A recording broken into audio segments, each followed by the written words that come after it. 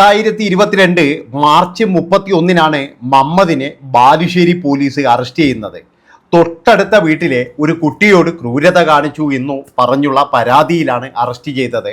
ശരിക്കും പറഞ്ഞു കഴിഞ്ഞാൽ മമ്മദ് 82 ദിവസമാണ് ജയിലിൽ കിടന്നത്. അയാൾ നിരപരാധിയാണെന്ന് അയാൾക്ക് ഉറപ്പുണ്ടായിരുന്നു. ആ മനുഷ്യൻ 82 ദിവസം എങ്ങനെയായിരിക്കും ഉറങ്ങിയിട്ടുണ്ടാവുക? നിങ്ങളൊന്ന് ആലോചിച്ച് നോക്കണം.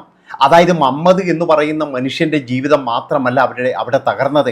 മമ്മദിൻ്റെ കുടുംബക്കാരുടെ, അദ്ദേഹത്തിൻ്റെ ഭാര്യയുടെ, മക്കളുടെ എല്ലാവരുടെയും ജീവിതമാണ് അവിടെ തകർന്നത്.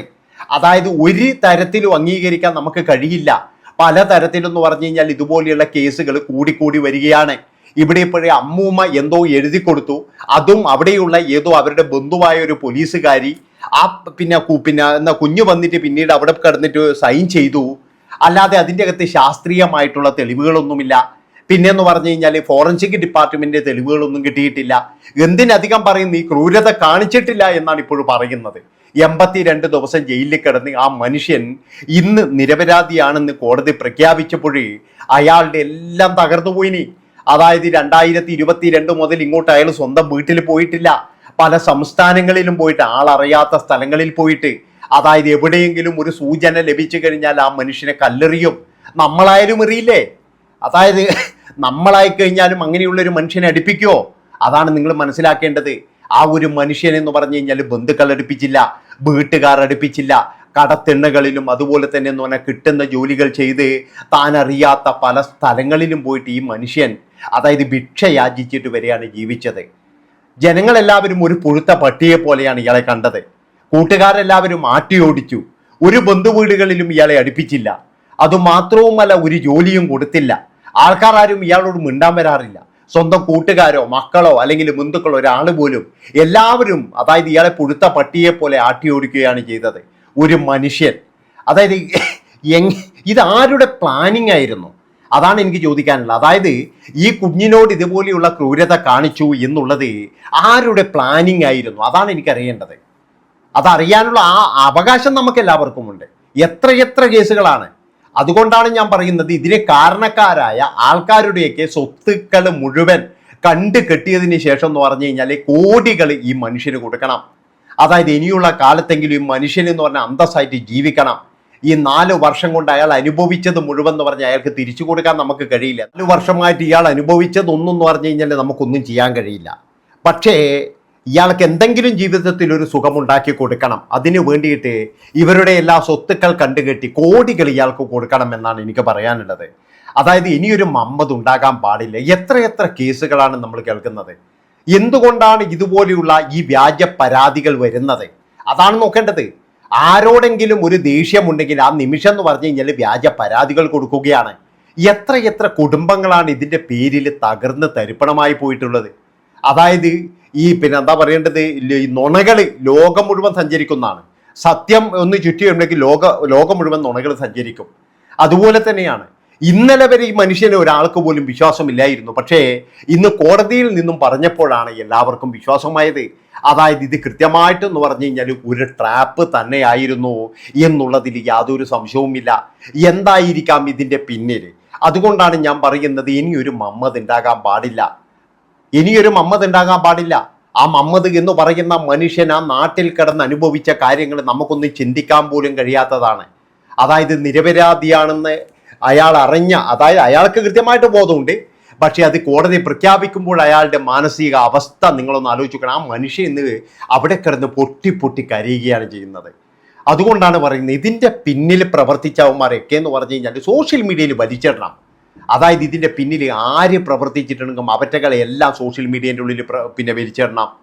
ഇദ്ദേഹം അനുഭവിച്ച ക്രൂരതകൾ, അതാണ് നിങ്ങൾ മനസ്സിലാക്കേണ്ടത്. എത്രമാത്രം ക്രൂരത ഈ മനുഷ്യൻ അനുഭവിച്ചിട്ടുണ്ടാകും. ഇയാളോട് പെരുമാറിയത് എങ്ങനെയൊക്കെ ആയിരിക്കും നിങ്ങളൊന്ന് ആലോചിച്ച് നോക്ക്. അതായത് ഈ 4 വർഷമായിട്ട് നാട്ടുകാരോ അല്ലെങ്കിൽ വീട്ടുകാരോ കുടുംബക്കാരോ ഒരു ഫംഗ്ഷന് പോലും ഇയാളെ വിളിക്കാറില്ല. എന്തിനധികം പറയുന്ന ചില ആൾക്കാർ ഇദ്ദേഹത്തിൻ്റെ വീട്ടുകാരെ കൂടി വെറുത്തു എന്നുള്ളതാണ്. കാരണം എന്താണെന്ന് വെച്ചാൽ മമ്മദിൻ്റെ മോനാണത്, മമ്മദിൻ്റെ ഭാര്യയാണത് എന്നുള്ള രീതിയിൽ പല തരത്തിലെന്ന് പറഞ്ഞു കഴിഞ്ഞാൽ കുടുംബത്തെ വരെ ഒറ്റപ്പെടുത്തിയിട്ടുണ്ട് എന്നുള്ളതാണ്. നിങ്ങൾ ആലോചിച്ച് നോക്കുക. അവരുടെയൊക്കെ മാനസിക അവസ്ഥ നിങ്ങളൊന്ന് ആലോചിച്ച് നോക്ക്. അവരൊക്കെ എന്ന് പറഞ്ഞു കഴിഞ്ഞാൽ ഈ 4 വർഷം ജീവിച്ചിരുന്നിട്ടുണ്ടെങ്കിൽ അത് പടച്ചോൻ്റെ കൃപ കൊണ്ട് മാത്രമാണെന്ന് ഞാൻ പറയുള്ളൂ. ഇതുപോലെയുള്ള ക്രൂരതകൾ ചെയ്യുന്ന ആൾക്കാരെ ഒരു കാരണവശാലും എന്ന് പറഞ്ഞാൽ വെറുതെ വിടരുത്. അതായത് എൻ്റെ അഭിപ്രായത്തിന് എന്ന് പറഞ്ഞു കഴിഞ്ഞാൽ ഗോവിന്ദച്ചാമീനെ കാട്ടിയും വലിയ കള്ളന്മാർ ഇവന്മാരാണ്. മനസ്സിലാക്കണം നിങ്ങൾ, ഈ ക്രൂരത ചെയ്യുന്നവർ, ഇതുപോലെയുള്ള ഇല്ലാ കഥകൾ കൊണ്ടുവന്നിട്ട് കേസാക്കിയിട്ട് കൊടുക്കുന്നവർ, ഇങ്ങനെയുള്ള ഒരെണ്ണത്തിനെ പോലും വെറുതെ വിടരുത്. സത്യം പറഞ്ഞ് ഈ ഒരു കേസ് കേട്ടപ്പോഴും ശരിക്ക് ഞാൻ ആദ്യം ആലോചിച്ചത് ആ മനുഷ്യൻ്റെ കുടുംബത്തെ പറ്റിയാണ്. അയാളുടെ കുടുംബത്തിൻ്റെ അവസ്ഥ എന്തായിരിക്കും, അയാളുടെ മക്കളുടെ അവസ്ഥ എന്തായിരിക്കും, ആ മക്കൾ സ്കൂളിൽ പോകാൻ കഴിയാതെ എത്രമാത്രം ബുദ്ധിമുട്ടിയിട്ടുണ്ടാകും. ഇന്ന് നമുക്ക് ശരിക്കും പറഞ്ഞാൽ നമുക്ക് ഭയമാണ്. നമ്മുടെ വീട്ടിൽ ഒറ്റയ്ക്ക് നിൽക്കാൻ പോലും നമുക്ക് ഭയമാണ്. കാരണം എന്താണെന്ന് വെച്ചാൽ ഇതുപോലെയുള്ള ഒരു അയൽവാസി മതി. അതായത് ഈ ഒറ്റയ്ക്കുള്ള സമയങ്ങളിൽ ദാൻ ചെയ്തേ എന്ന് പറഞ്ഞിട്ട് ഇതുപോലെ നിലവിളിക്കുന്ന ഒരു അയൽവാസി മതി. അതുകൊണ്ടാണ് ഞാൻ പറയുന്നത്, നമ്മൾ ആണുങ്ങൾ സ്വന്തം വീട്ടിൽ പോലും സുരക്ഷിതരല്ല.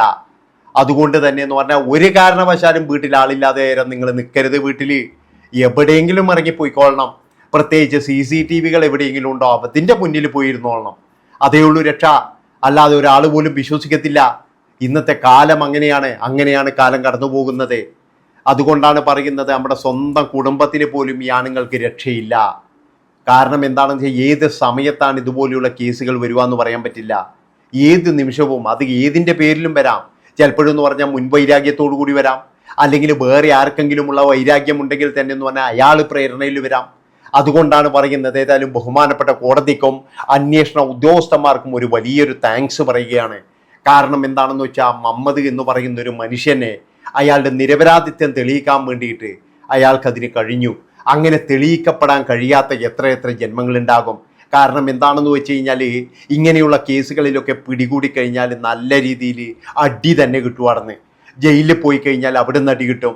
അതുപോലെ തന്നെ എന്ന് പറഞ്ഞാൽ ഇവിടുന്ന് അന്വേഷണത്തിൻ്റെ ഭാഗമായിട്ട് അടി കിട്ടും, നാട്ടുകാരുടെ കയ്യിൽ നിന്ന് അടി കിട്ടും. അങ്ങനെയൊക്കെ എന്ന് പറഞ്ഞു കഴിഞ്ഞാൽ ഒരുപാട് പേരെന്ന് പറഞ്ഞു കഴിഞ്ഞാൽ ചിലപ്പോഴെന്ന് പറഞ്ഞാൽ ഇതുപോലെ വ്യാജ പരാതി കാരണങ്ങൾ എത്രയാൾ അനുഭവിക്കുന്നുണ്ടാകും.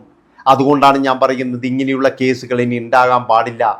ഇത് ആദ്യമായിട്ടുണ്ടായ സംഭവമൊന്നുമല്ല, ഇതിന് മുന്നേയും ഉണ്ടായിട്ടുണ്ട്. ഇതുപോലെ തന്നെ നമ്മളെല്ലാവരും കണ്ടതാണ്, ഒരു മനുഷ്യൻ മാല പൊട്ടിച്ചു എന്ന് പറഞ്ഞിട്ടൊരു കേസ്. അയാൾ ഈ ഗൾഫിൽ നിന്നും ലീവിന് വന്നതാണ്.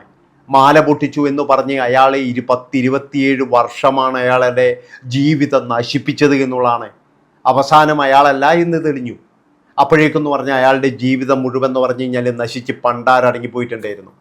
ഇങ്ങനെ എത്ര ആളുകളാണ് നരകിക്കുന്നത്. അതുകൊണ്ടാണ് ഞാൻ പറയുന്നത്, ഇനിയൊരു മുഹമ്മദ് ഉണ്ടാകാൻ പാടില്ല അവിടുന്ന്. കാരണം എന്താണെന്ന് വെച്ച് കഴിഞ്ഞാൽ, അതായത് അത്രയും ഭയങ്കരമായിട്ട് കൊയിലാണ്ടിയിലെ അഭിഭാഷക ഓഫീസിലിരുന്ന് ഇന്ന് മുഹമ്മദ് കൊച്ചു കുട്ടിയെ പോലെയാണ് പൊട്ടിക്കരഞ്ഞത് എന്നാണ് പറയുന്നത്. ഏതായാലും ഇത്രയും പറഞ്ഞുകൊണ്ട് ഈ ഒരു വീഡിയോ ഇവിടെ വെച്ച് വൈൻഡപ്പ് ചെയ്യാണ്. നന്ദി, നമസ്കാരം.